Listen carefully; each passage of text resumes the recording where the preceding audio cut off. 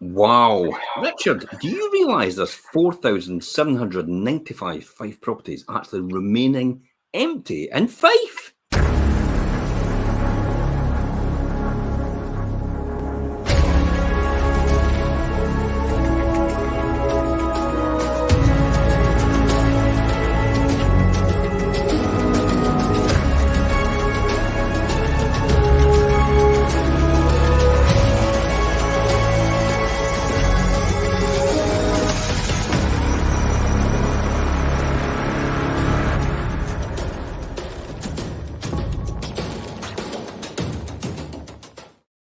This kind of seems to me to be all wrong. I mean, there's 4,795 properties in Fife actually remaining empty, Richard. And that's leaving 16,219 people on the council house waiting list in despair. And yet we're sitting here saying there's 16,219 people waiting on a council house, and yet there's 4,795 properties sitting empty right now. But then it tells us there aren't really enough homes in Fife, are there? Just going to say that just clearly demonstrates there is not enough homes, and we'll say Fife because we refer to Fife, but I mean I think the country as a whole, and that's not just Scotland. I mean the whole of the UK. There's not enough housing. I think there's a stark revelation here that you're absolutely right. The whole of the country is in a similar situation. So I mean the answer is really clearly to build more homes in Fife, but that unfortunately, unfortunately for those badly seeking to buy or actually rent a home in Fife, it takes a lot of time and a massive amount of money. So what other options are there?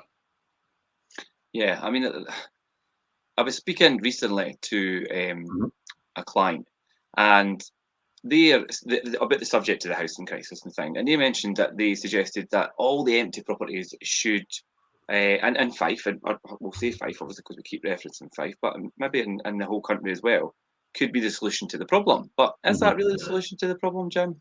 It seems obvious, doesn't it, on the face? It does seem obvious to be the solution, but not quite. Interestingly, I've recently done some research on this topic, and which I want to share with everybody, as I want to share with you, as I did with them. And the most recent set of figures for 2022 state there are 4,795 empty homes in the Fife council area. So it actually begs the question: is why not put these homes back into the housing system and help ease the housing crisis in Fife? Well, whilst they stand empty, 16,219 Fife families are on the council house waiting list for council houses. Does the council not get this? I mean, it's crazy. I'll stand up for them a wee bit, actually. They do get this, but the difficulty they do have an empty homes unit to try and bring properties back into use. However, I think they lack the resources, and I think they lack the experience of how to do that and the commercial awareness of how to do it as well. Yeah. And I only say that because I've got personal experience with them, with one of my properties at Methilhaven Road, which actually sat empty for literally about 4 or 5 years. Yeah, it was a long time. Why did it sit empty for 4 or 5 years? Well, the problem was the upstairs neighbour just refused to fix their roof, and it wasn't my responsibility to do that. And while they let that go into one of my rooms in the property, it actually made it uninhabitable for that reason. Now, it's not through any fault of my own. It's the fact that as soon as I knew that, I contacted Environmental Services. I contacted the Building Controls Officer, who has jurisdiction to actually enforce this. And they said, well, kind of enforce this. We'll try our best. But the reality is, if we try to enforce it and say we'll do the job and bill them, we don't have any money to do it. Yeah. So, yeah, I think that's the question is like, what's the point? What's the point of having them there then? I know, but I mean, and quite rightly, like you say, it's fair to say that they do lack resource. They do lack maybe the experience, as not as too much the knowledge, but the experience of dealing with situations. Richard, what is the point of having an empty homes place and also having an officer in charge of? When you've not got the right person in charge of enforcing the legislation to make people sort their properties so we can get other properties back into use. if they're not actually enforcing the legislation. Yeah. And it's just falling on deaf ears. And it's basically toothless. Yeah. I mean, Yeah. the picture nationally is kind of the same. It's very similar. There's 1.2 million families on the council house waiting list with 676,000 empty homes.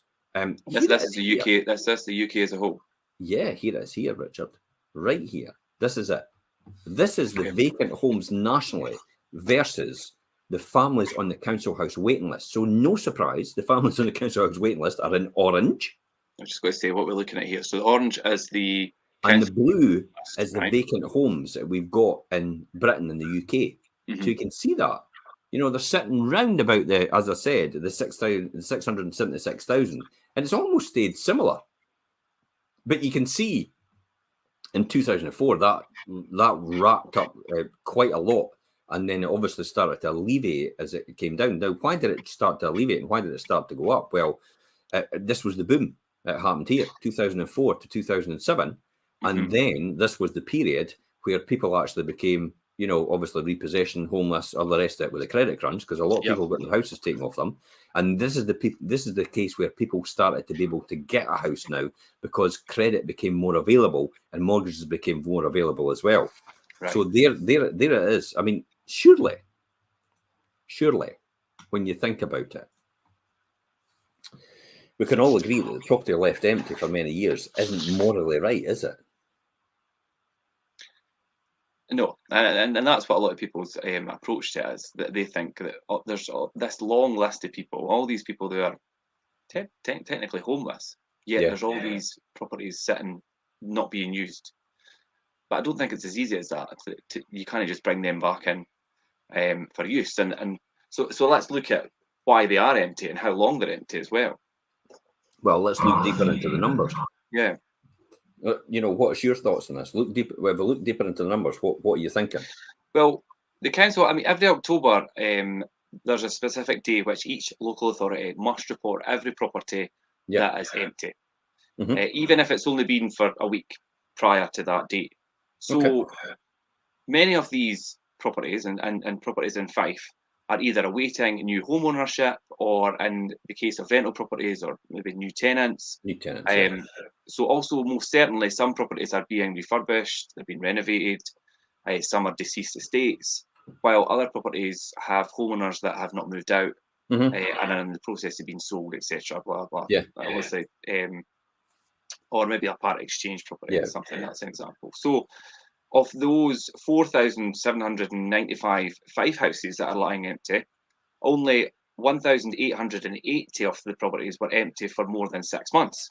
Ah, right, okay. So there's a good turn there. Yeah. It is natural. I wouldn't say it's natural wastage, but you know what I mean. It's just normal turnover. It's inevitable that's going to happen. It's probably the typical example on a bigger scale is the unemployment figures, where we have 900,000 unemployed, but we have 1 million jobs. And everybody goes, well, you can match them, no bother with the jobs. It's like, well, you can't, because the skill factor of the 900,000 doesn't match exactly the skill factor of the 1 million jobs. Therefore, that's why there'll always be 1 million jobs available, and there'll always be a 900,000 to 1 million people actually looking for them, because it's just the natural turnover in the market. It will take a wee bit of time. Classic example of that as well, just to re-emphasize that. If we look at the property sales, the properties may be sold, but it takes 4 months to get on the register. It maybe takes 9 months to get on the register. So often when we say property prices have gone up dramatically in 1 month, it could be dramatically from 6 months ago because of the time lag. Yeah. So 1,880 properties is probably the real figure of the empty homes available. But that means there's 16,000 people chasing effectively no properties at all, because you know, they're still empty, and that's the natural wastes. I mean, it gets even more interesting than this. Many people cite all the empty council houses, yet of the 1,880 long-term vacant properties in Fife, well, that's more than 6 months. 701 actually belong to the council. Okay, Wow. What does that mean then? that's If interesting. that's 16,000 people and that's 701, that's effectively 16,000 divided by 700 equals, that's 23 people chasing for one house. But again, this comes back to the state of, that's probably just natural turnover for the council, because they'll have a certain amount empty at any one point in time, just as well as mass stock. You know, Yeah, people leave and people fill, but this this is more than 6 months. Yeah. So this is more than 6 months. So this is long-term empty. yeah. I mean, like you say, the council they'll have an amount that generally will always be in turnover. Yeah.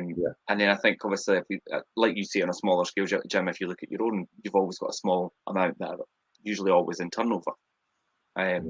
So they're going to be I mean, I vacant. saw in the comments here, I've got Mark saying, all these properties empty is ridiculous. And, I kind of disagree with him at all. That's everybody else's thought process as well. But what do we do about that? I mean, the fact is the number of genuinely long-term properties is only a tiny drop in the ocean of the 171,000 properties in the area, because that's how many is actually in Fife. So look at the amount of empty properties. You've got 701. Well, we'll take the 1,880 divided by, because it's 171, because it has to be the same figure, and multiply it by 100. It really only represents 1% of the housing population. Yeah, so it only meets a small fraction of the demand. Yeah. And if every one of these empty homes were filled with tenants tomorrow, it would only meet a small fraction of the housing needs itself. Yeah. So what is it? What does it mean for all the homeowners and the landlords in Fife?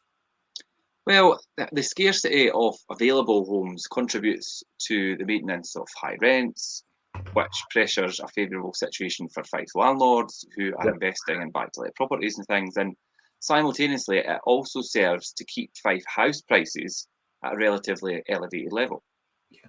But this is what Rob is actually saying right now. So Rob's coming in the comments as well, and he's saying, well, why on earth is the Scottish government then vilifying landlords and actually trying to put us off with renting property if clearly with these numbers they actually need us? Yeah. This makes no sense at all then. Why they would put so much restrictions and stop us being able to rent to certain groups of people, and I mean the most vulnerable in society, because of the restrictions. And let me explain to you this. Rob knows about this, so I'll discuss it. So let me explain to this why we can't rent or we find it difficult to rent to the most vulnerable people in our society, because there's no way of no fault eviction. It's disappeared. So you have to have one of the grounds to evict someone, and the most common ground is, for landlords anyway, is it's no selling the property, it's no moving back into the property or anything else. It's the fact that the tenant's in rent arrears. But what they've done now is they've moved the rent arrears goalposts from 3 months in rent arrears to 6 months in rent arrears. Now, of Fife, proportionately, as opposed to Scotland as well, as similar to Scotland, 94% of the landlords in Fife have one property. 5% have two properties. That leaves only 1% actually in Fife have three or more properties. So my question then is, can a landlord afford to take a risk with someone in the fact that they might actually default, and therefore they have to take 6 months rent and hit in arrears before they actually can instigate any sort of eviction at all? Yeah. With one property. No, the majority of landlords that have one property and end up in that situation, their thought process is, it's not worth it for me anymore, I'm out. So that then comes back to saying that we need to have guarantors to go along with people that are actually on benefits, because the benefit system, the benefit system pays, and everybody knows that. But what people don't realise about the universal credit system out there is the universal credit system is very chaotic, I would say, very volatile. And what happens if anything happens with the person's claim or any circumstances change at all? And I mean, just if they change from one benefit to another because of their circumstances, because they're ill health or they have to go on disability, instead of actually, universal credit, the standard one. Therefore, it triggers off a problem with the housing benefit system. Therefore, their claim stops. The claim stops instantly until you rectify that. and put a and we can't rectify that as landlords or letting agents. It has to be the tenant, and unfortunately, the tenant on some occasions doesn't have the mental capacity to do this, and it becomes very, very difficult to actually help that person. Therefore, if we don't have a guarantor, then we're going to take the hit for the full amount of 6 months rent, and then we're going to take the hit for the next amount of rent while we seek eviction, which could be 3 months. So we're 9 months in rent arrears now, and then we have to pay almost £1,000 for an eviction order. And then the eviction order has to get served, and that could be another month to 2 months. So therefore could be a whole year out of rent, all because we took someone without de-risking the situation. Yeah, and a guarantor is. Yeah. Whereas before, let me hear me out, Richard. Yeah. If it was 3 months, it was like, okay, we could take that hit of 3 months because we know. And the first tier tribunal system is a lot faster and a lot more efficient. Therefore, we could have some sort of resolution within 5 months, which is tolerable for a landlord to take that risk. But now we have to insist on guarantors, people that are actually be able to step in and pay these bills if it comes to it. And a lot of people which are vulnerable in society can't get a guarantor. Yeah, that's the problem. Guarantors are a brilliant way to de-risk the situation. They act as a safeguard for the landlord when committing to somebody, obviously, that's taking the tenancy that possibly there could be a chance that there'd be a change in their circumstances or whatever. But unfortunately, a lot of people don't have people that are willing to sign alongside them. Even though we know we're probably good for it. Mm-hmm. Anything can happen, even though the people are really trustworthy. Anything can happen with their claim for universal credit means that we can't afford to take that risk anymore. Now, I'll be honest, I brought this up with Jenny Gilruth, our MSP for Fife, North East Fife, and it was almost swept under the carpet as, well, it is what it is. It'll work itself out. And you supposedly have safeguards in the system, but we don't have these safeguards anymore because this was in COVID. I took this up in the fact that we can't actually house people because of this in COVID. Now the cost of living crisis legislation has been adapted or basically hijacked in order to justify this. Renamed. It's been repurposed effectively, and actually then been rolled out as in a different beast.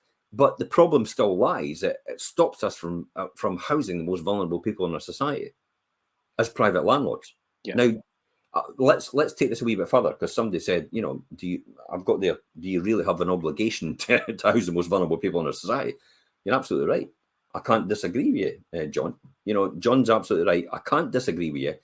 It's not our obligation to house these people. However, there's no council housing. We've just explained that. Yeah. There's only 701 council properties actually empty in the whole of Fife. And there's 16,000 people on the waiting list for a council house. So the proportion out of that is generally in the private rented sector, actually, classed as vulnerable, is round about 40%. In the social rented sector, it's 60%. So 40% of that number is classed as vulnerable, according to them. 16,400 people are vulnerable in Fife. 6,400, sorry. 6,400 people are vulnerable according to the housing waiting list, and according to this is the numbers of the housing legislation. This is the numbers of the consultation documents as well. It actually says that if you look at the consultation for the implementation of the cost of living crisis legislation that they've put in place for the rent caps or the rent is it the rent caps? Yeah, rent caps. Yeah, okay, and the suspension of evictions under certain circumstances. The rent freeze. Yeah, rent free. So there's no surprise then that in this sort of market, who would want to take that risk?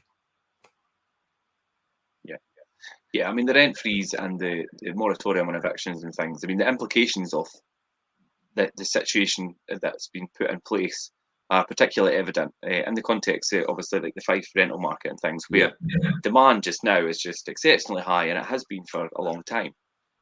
Last year, I mean, even the sales and the rental market, I mean, the property industry was busy, but the rental market has continued to be extremely busy, and there's a really high demand from tenants, potential tenants. Well, due to challenges that are faced by young individuals and affordable home ownership and the financial constraints limiting the construction of new council houses by local authorities, the growth of the rental market becomes an undeniable reality. Now, I'll just mention that again about the financial constraints limiting construction of new council houses by local authorities. In my opinion, there should be no financial constraints. Yeah, it's just so. What are these financial constraints? Well, apparently they're not allowed to borrow a certain amount of money. They're only allowed to borrow up a certain amount of money. But surely, if the desire and the will is there, then the council should be allowed to do that, or at least the MSPs should be lobbying to change the circumstances in order to allow them to do it. So then my question is, what the hell's the housing minister doing then? Yeah. What on earth have we got a housing minister if the housing minister isn't out there flying that flag and saying, we need to get this sorted out, we need to get funding to build these council houses. We can't just accept the legislation as it is right now. It needs to be changed. And do you know what I thought was, I'll use the word interesting loosely, but you highlighted this last week, Jim, when we were doing a show, and the council and the government and things had the government, not the council, had responded saying the cost for them to build houses far outweighed what the value of the house would be at the end. And my response to you when you said that was, well, why should that matter? And it shouldn't. Exactly. Now, I'm a cost accountant by trade, management accountant as well in industry. And the one thing I can always justify is why something should be done. Yeah. So yes, on the face of it, we can discuss this and we can say, okay, it might cost 150,000 to build in an area where once you've finished the home, it'll only be £100,000 worth. Yeah. I disagree with that. I think it'll be 150,000 because that'll be the new benchmark set for the new standard of quality. Because you know yourself, for example, classic example is if you look at Coldstream in Leiden and you look at a 4-bedroom house in Coldstream, it's 275 to 290,000. If you go over to Lawview just across the road with the new builds, it's sitting at 350,000. And everybody accepts that as okay. It's across the road. So it's right across the road. So if you go to an area where you think the houses are set at a certain level, I'll bet your bottom dollar if you build a whole of the new build and build them up to the right quality standards that you've got now in comparison to what's in the area, you're going to set a new price point for new build properties in that area. It's not going to be a case that it's like, oh, well, we've lost money on building. But then again, let's come back to this. This cannot be down to a financial thing. This has to be down to the benefits, the huge benefits of someday it needs a home to have a roof over their head, which is clean, which is tidy, which is free of any damp, any condensation, anything like that, and wind and watertight, and a roof over their head. That for me is more important than the minor monetary aspect of, oh, it costs us a bit more to build than what it would be when it's finished. Yeah, that's just ridiculous. And then the knock-on effect, if you've got a young family or a mature family or anybody in there who has a new home, to their mental well-being, and then also to their quality of life, and then the children's quality of life as well, and how they'll grow up, and how their education, the way they're educated will be a lot higher because their diet, more than likely, because they'll be living in affordable accommodation now because they're with the council, so the rent will be an affordable allowance, so that allow them to spend more money on better quality food. And therefore, you can't argue with me, or anybody can't argue with me, the huge benefit that a proper diet has to a young person in terms of their learning ability and their education level has. So I think I would call the government out on the Scottish government saying and just say bullshit. Literally. Yeah. So I completely disagree with their assumption about this. You look at it this way as well, as like, oh, well, we've got financial constraints on, how we can do this. And they're limiting us. All right, okay. COVID breaks out and all of a sudden we've found the money. A war breaks out and all of a sudden we've found the money. So poverty breaks out and suddenly we don't have any money. Yeah. Who's running this country? I know. And you would think poverty and homelessness, and do you know what I mean? Not being able to It's feed. more important than Yeah. a war or anything. Yeah. It is literally the foundations of our society. Yeah. And they can't see that as being important. There's something fundamentally wrong there, isn't there? Yeah. Yeah. I think especially when it's on everybody's doorstep at the moment, I think it's something that really needs to be addressed and taken a wee bit more serious. Like you say, Jim, if it comes down to money, then in other situations the money can be found. So how not in this situation? Yeah, and this is the issue as well. Obviously, price of property are actually quite high. In order for landlords to keep their rents quite low, they're having to focus primarily on investments at the lower end of the housing market. Now, you could say it's such as starter homes and further fortifying property prices. But you've got to understand as well, there's less private landlords in Fife. There's about 1,200 less than there was 5 years ago, and yet there's about 9,000 more first-time buyers than there was 5 years ago as well. So is it really the case that the landlords are actually snapping up these properties, their stock is actually going down? So that's that. I mean, these are all facts and figures. These are all facts laid out. So again, as well as look at it this way, you could turn around. Some people will castigate, and Alec actually just said it the other day. He's hit the nail on the head. Alex actually said the other now. He said basically that we get vilified as landlords for buying properties which compete against first-time buyers. But did you know that even Fife Council is tasked with buying 50 houses a year in the same market that we're in to put into their stock, and these houses they have to be empty when they buy them. So they're competing against the first-time buyers, and yet we're the ones getting castigated, and our numbers that houses hold are going down, whereas Fife Council's number and bought from the private sales market, where we're buying, is actually going up. Yeah. Who's the culprit here? It's unbelievable, isn't it? I know. So the cynical pattern sustains the entire market. This, cyclical pattern it sustains the entire property market as sellers propel by the increasing demand, progress up the ladder, thereby enabling others to purchase homes and continue to the process in a chain-like manner. So people are selling. I find it funny because every time I talk about this, I think of the Lion King and the circle of life. The circle of life, right? Okay. The circle of life in property, because it needs a first-time buyer or it needs an investor to buy the lower end of the market in order for somebody to be able to upgrade to the mid-market, for the person in the mid-market to upgrade to the top end of the market, the big family homes for the next 15, 20 years. And then it allows the person in the family home, who now all their kids have flown the nest, to come down to the mid-market or the lower end of the market, which doesn't necessarily mean the cheaper property. It just means a smaller property. Usually down to like a bungalow and things, which are usually come at a premium anyway. So if they're downsizing at that time. Yeah. It's interesting times. It really is interesting times. Yeah. We'll see how this pans out. And I would be interested to hear everybody else's thoughts on this and revelation of what I've just said. I know because John and Alex and Mark and all that and Rob have actually said it quite bluntly. Yeah. And thank you very much for commenting on that, guys. But this is how we see it.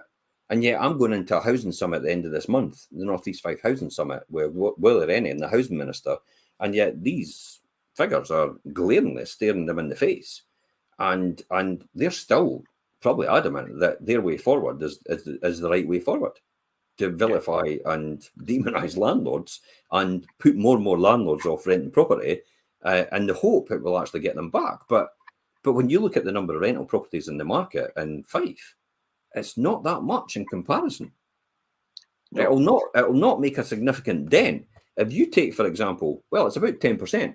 So there's roughly about 17,000 houses in Fife in the private rented market. So I tell you what, let's return all these properties to first-time buyers.